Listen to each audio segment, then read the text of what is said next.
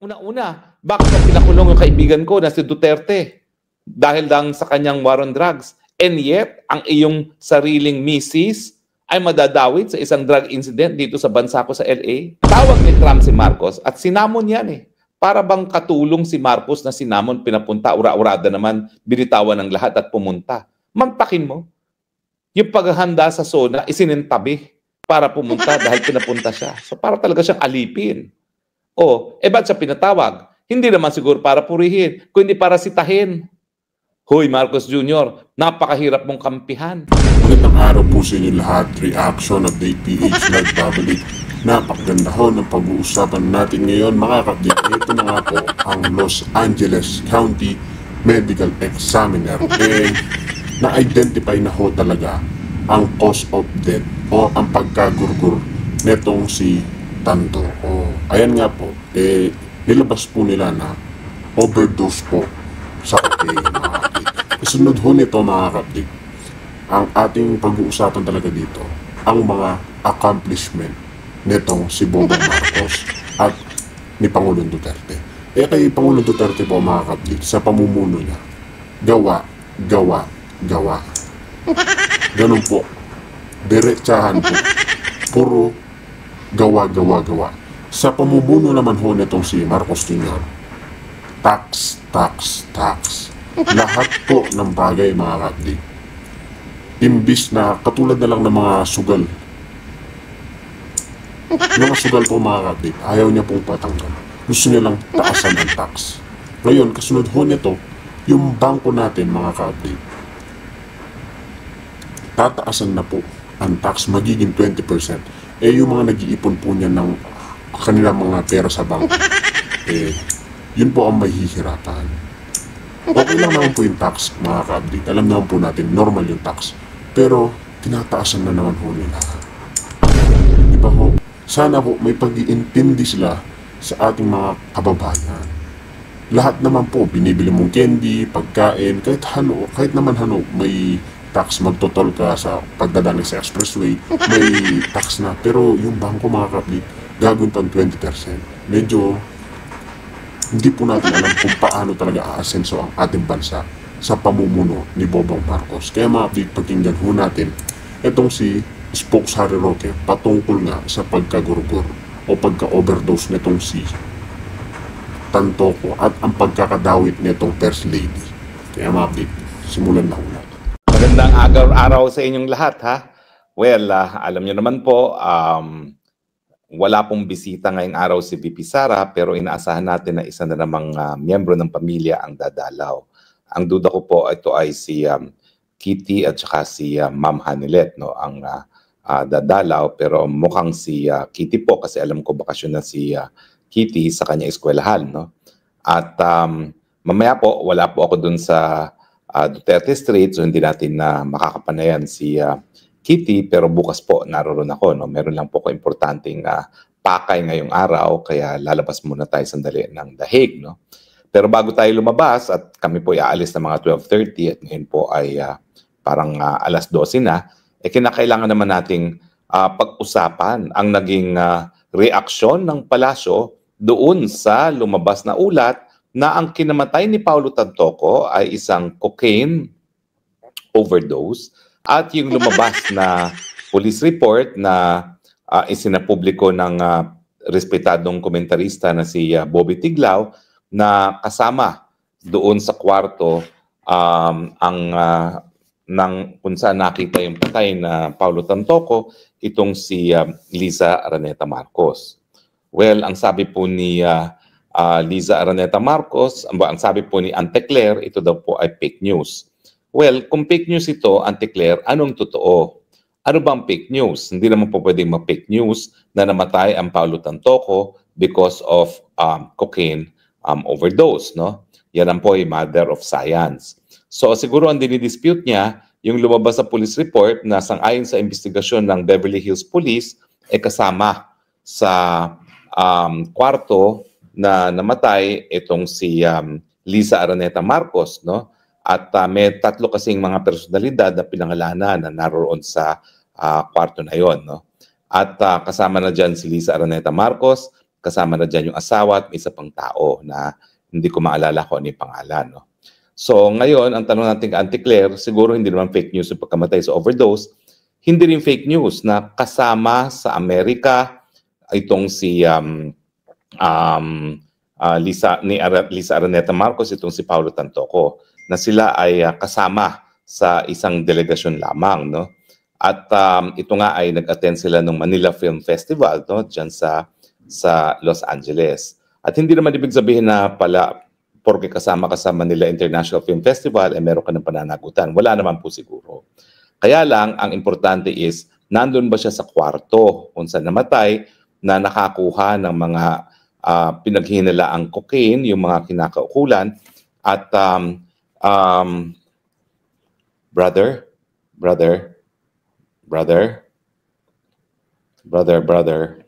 At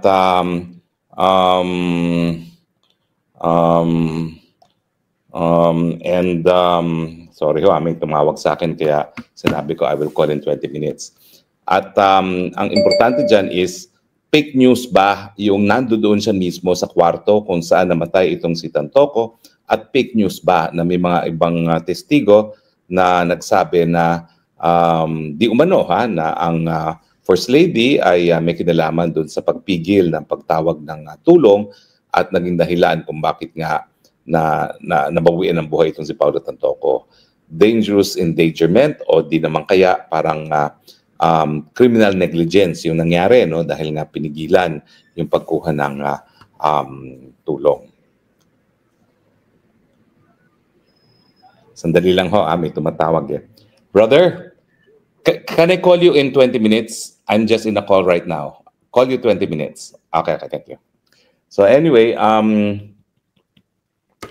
so yun, sinabi ko nang tatawag lang ako in 20 minutes. O, importante yung tawag na yan. Anyway, so Madam Claire, Auntie Claire, kung yan ay fake news, anong katotohanan? Kung ang sinasabi mo na police report na isiniwalat ni Bobby Tiglao na respetado ng marami ay fake news, nasa ng totoong police report? Hindi naman po pwedeng sasabihin mong fake news and yet wala kang dinadalang pruweba kung anong katunayan. Otherwise, i-dismiss mo lang yan na wala kang basihan.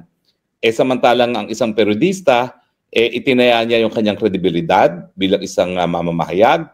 At saka syempre, yan naman po ay public documents na pwede nating paniwalaan dahil yan naman po ay hindi pribadong mga dokumento na ini-issue na kung sino-sino lamang.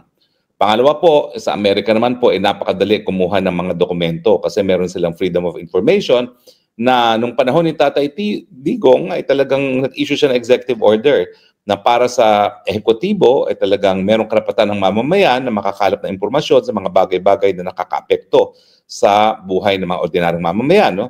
So pwede naman po niyang ma-FOI kung totoo yung police report na yan. Pero dapat sana, dahil ikaw naman ay gobyerno, meron ka namang Philippine Embassy dyan sa Washington DC, meron ka namang konsulado dyan sa Los Angeles, sana kumuha ka na ng certificate na yung police report na isiniwalat ni Bobby Tiglao ay fake news or altered. Napakadali mo namang kumuha ng ganyan. Now, kung sasabihin na natin na gaya ng sinasabi mo na walang pangalan doon si Liza Araneta Marcos, kinakailangan malaman pa rin ng tao nasaan siya nung gabi na nangyari ang pagkamatay ni Paulo Tantoco. O alam natin, kumakalat na sa internet, na yung gabing yon magkakasama sila ni Paulo Tantoco. In fact, may kumakalat na larawan na video sa internet na magkatabi sila nang sila'y naghuling hapunan. O, di mo?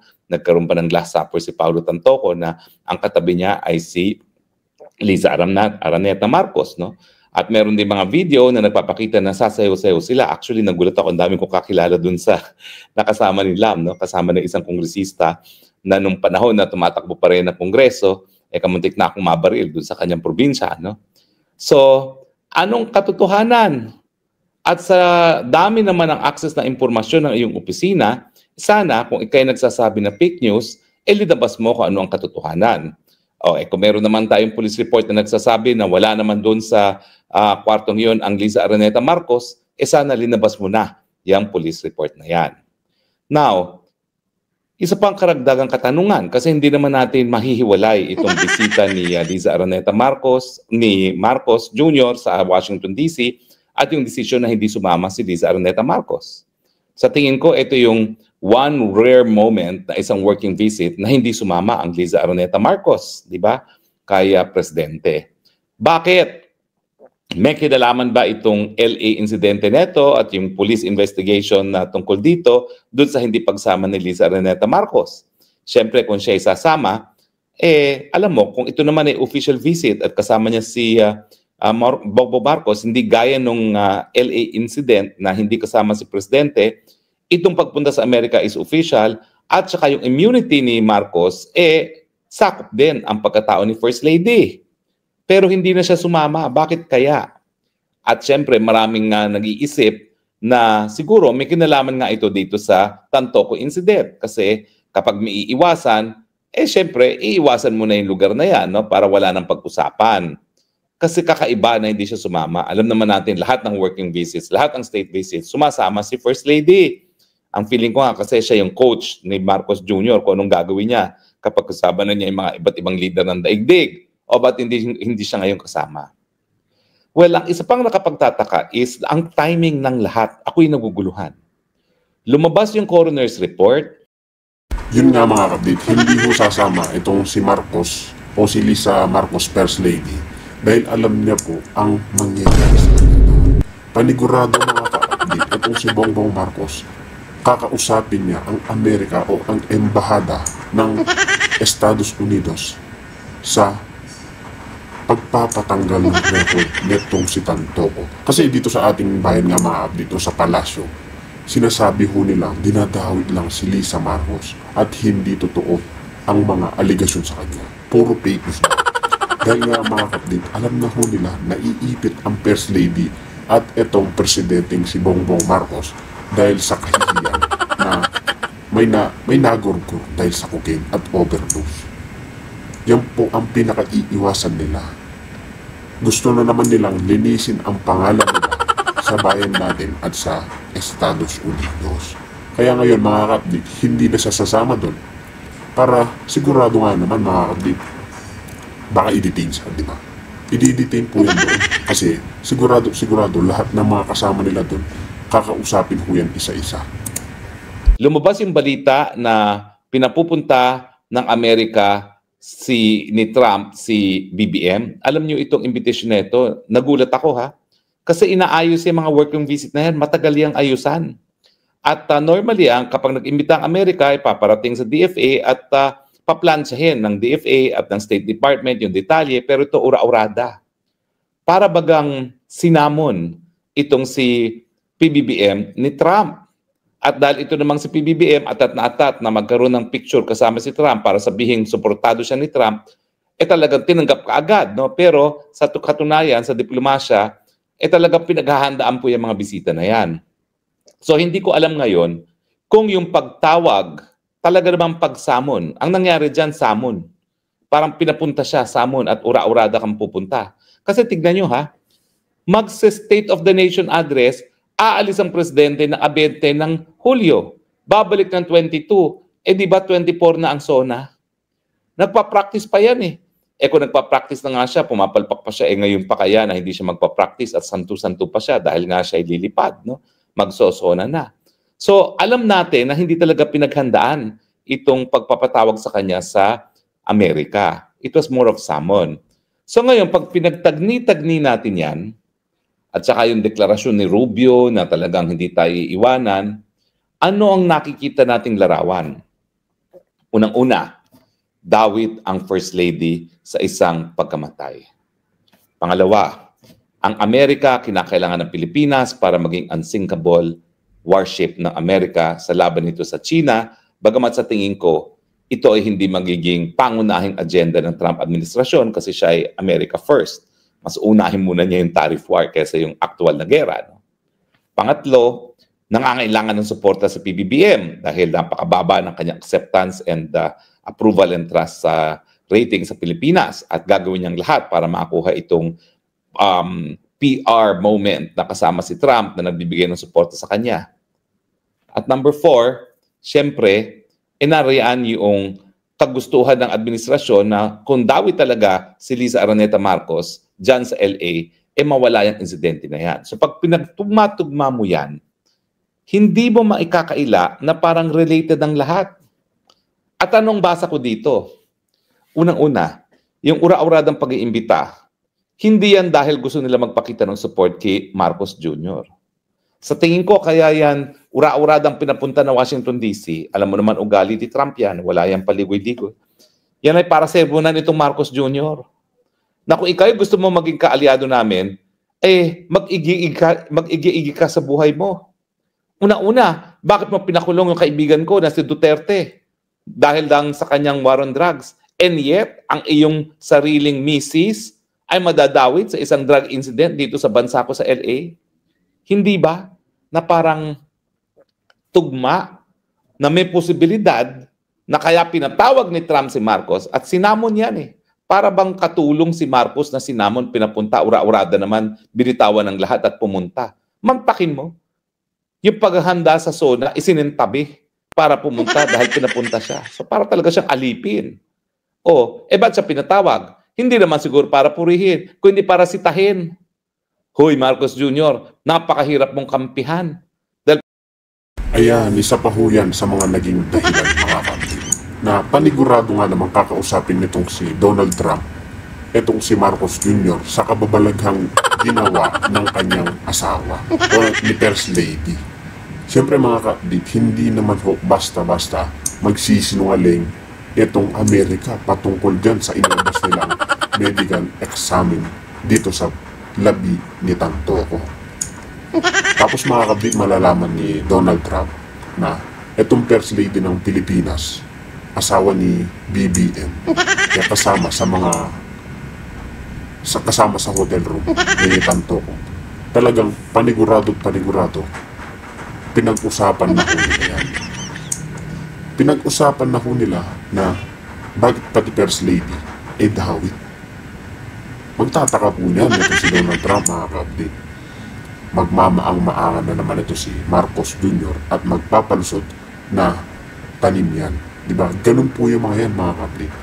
Lahat po ng palusot na gagawa nila. Pati ang misis mo nadadawit sa droga. At dahil dawit sa droga ang misis mo, siguro alam na rin ng mga Amerikano kung hindi yung realidad, yung chismis na baka pati itong si Marcos Jr. dawit sa droga. Parang walang pagkakaiba yan dun sa chismis na itong si Zelensky ng Ukraine gumagamit din ng droga. Diba? Narinig nyo yung chismis na dalawang head of state ang gumagamit ng droga. Chismis. Pero as far as Trump is concerned, tignan nyo kung paanong tratuhin ni Trump si Zelensky na isang kaalyado talaga ng Amerika. Halos wala siyang respeto kay Zelensky. Binabastos. Bakit? Kasi nga ang tingin ni Trump, siya ay druggy.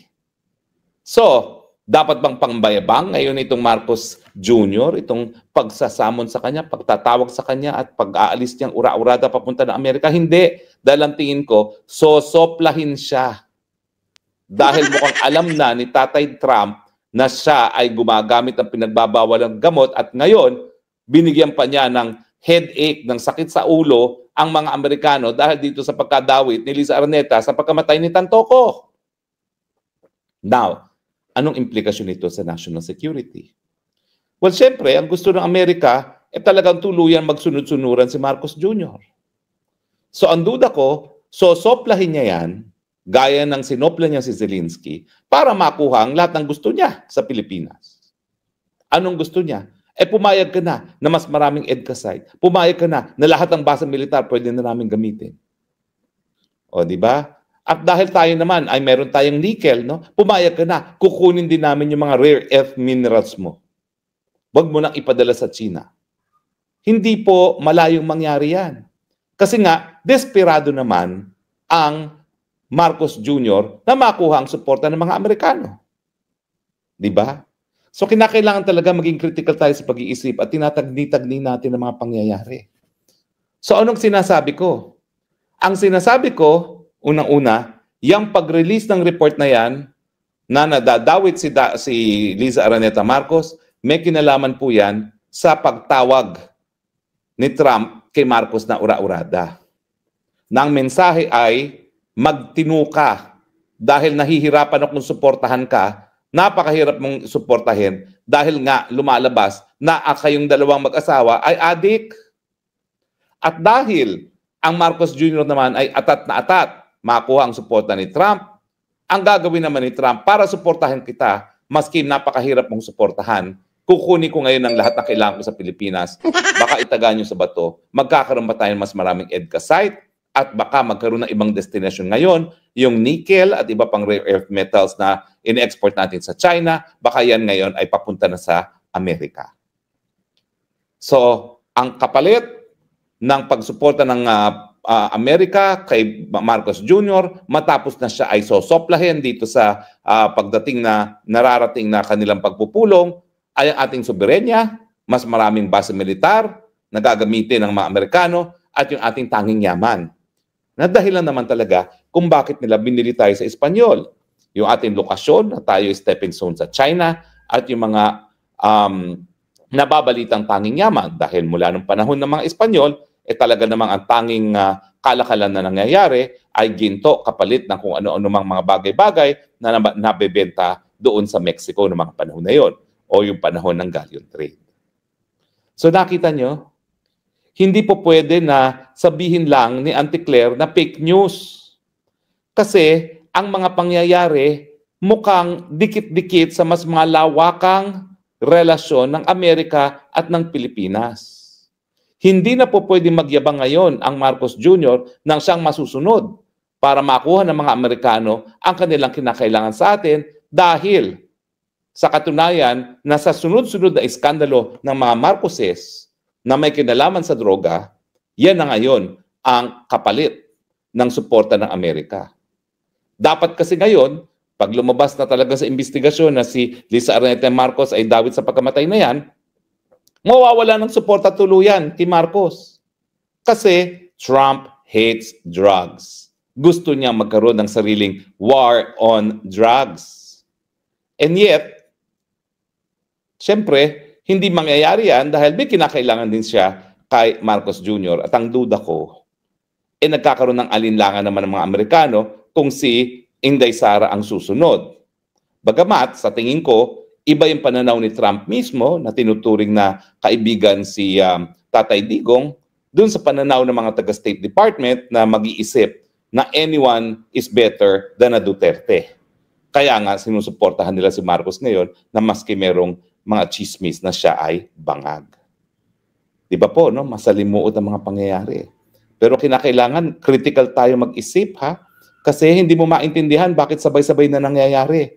Lumabas ang coroner's report confirming death on cocaine. Lumabas yung imbitasyon na ura-urada na hindi naman hiningin. Well, I'm sure hinihingi natin yan, pero nagulat tayo.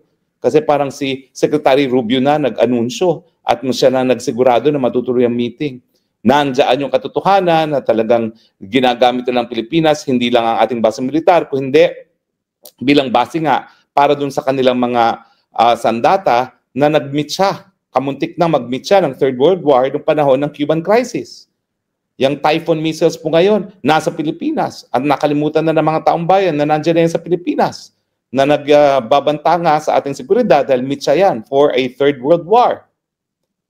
At siyempre, nandiyan na yung katotohanan na kapalit ng suporta ni Trump, well, marami siyang hihingin dahil yung suporta na yan, napakahirap kunin dahil nga sa persepsyon na merong extra baggage ang mga Marcoses at yan ay sila ay mga drug users. So papalitan ko po ang ating topic ng ating Spokes Hour today. Hindi lang fake news daw according to Claire. Kasi hindi lang yun ang balita. Ang balita is, bakit sabay-sabay na nangyayari itong mga balitang ito? At hindi sapat na si Auntie Claire ay magsasabi nga na fake news dahil talagang hindi sapat yon. Dahil kung yan ay fake news, anong katotohanan? Pero bukod pa sa katotohanan, bakit na ilabas itong katotohanan na ito sa panahon ngayon na parang sunod-sunod ang mga pangyayari? Diba? Mag-isip tayo mga kababayan. Hindi po pwede na tayo nagmimiron lamang. Maraming mga malalalim na pangyayari as we speak at pagsasamantalahan, I am sure na mga dayuhan, yung bisyo na mag-asawa. Isa pang dahilan yan kung bakit dapat talaga ibigay na niya ang pamumuno sa iba Dahil yung bisyong yan kapag naisiwalat, pwede maging dahilan for blackmail. At ang kapalit ng blackmail, posible po ay soberenya at pang-nasyonal na interes ng Pilipinas. Agree ba kayo o I disagree? Well, napakahirap naman pong i-deny na sa punto ngayon, hindi sapat na sasabihing fake news yan. In any case, abangan natin ang aksyon doon sa sinumiting courtesy resignation ni Auntie Claire. Well, ako naman po nagsasabi na bilang isang tao na nagnanais na talagang mapalitan ang ating liderato mas maaga kaysa sa 2028 at yan naman po ay pwede mangyari sa mga konstitusyonal na pamamaraan gaya ng people power or voluntary resignation ni Marcos Jr., gusto ko manatili si Auntie Claire kasi siya talaga ang dahilan kung bakit patuloy na lalo pang nagagalit ang taong bayan sa kapalpakan ni Marcos Jr. At ang dahilan siyempre ay yung karagdagang kapalpakan at kabaliwan ng kanyang spokesperson na si Auntie Claire. Di ba? Sino ba naman ang hindi napepeste sa kanyang kabilawan? Pero tuwan-tuwa ako dyan kasi habang napepeste ang taong bayan, mapapabilis ang pagkatsugi sa pwesto ng Marcos Jr. Kaya nga sinasabi ko, we love Auntie Claire, huwag yung papaalisin niya ng palasyo. Di ba? Well, anyway, ang sabi ko sa aking kausap, I will call back in 20 minutes at mahigit 20 minutes na tayo. Bilis ng panahon. No? Pero yun nga po ang ating pagmuni-munihan. Ano ba ang mga dahilan sa mga pangyayari na sabay-sabay na nangyayari? At siyempre, itong mga pangyayari ito nangyayari habang nagkakaroon ng pagbabago sa liderato ng Kamara at ng Senado. Ha? Kasi siyempre, yung mga magpapatakbo ng Senado at Kamara, yan po ay maiimpluwensya ng direksyon na tatahakin ng presidente. Kung ang presidente ay pipiliin na manatili ang Romualdez si Tambaloslos bilang speaker, talagang tuloy-tuloy ang impeachment. At talagang papunta tayo sa bloodbath na inanunsyo na ni the Vice President Sara Duterte. Pero kung ang presidente naman ay nais niyang kahit paano masalba ang kanyang administrasyon at iwasan ng bloodbath, pipili siya ng ibang speaker. Ngayon siguro parang imposible magkapili ng bagong speaker kasi talagang pinsan at saka talagang parang may alas itong Tambaluslos sa mag-asawa na ayaw nilang bitawan. Pero depende po yan sa persepsyon ng presidente kung talagang siya ay nagnanais na matapos ang kanyang termino. Kung talagang gusto niya matapos ang kanyang termino, syempre iiwasan niya ang bloodbath na binigyang babala na ng ating Vice President. Okay. Kung ako si Marcos Jr., alang-alang na lang sa matapos niya ang posisyon niya, iwasan na yung bloodbath na yan, palitan na si Tambaloslos dahil liability naman talaga yan.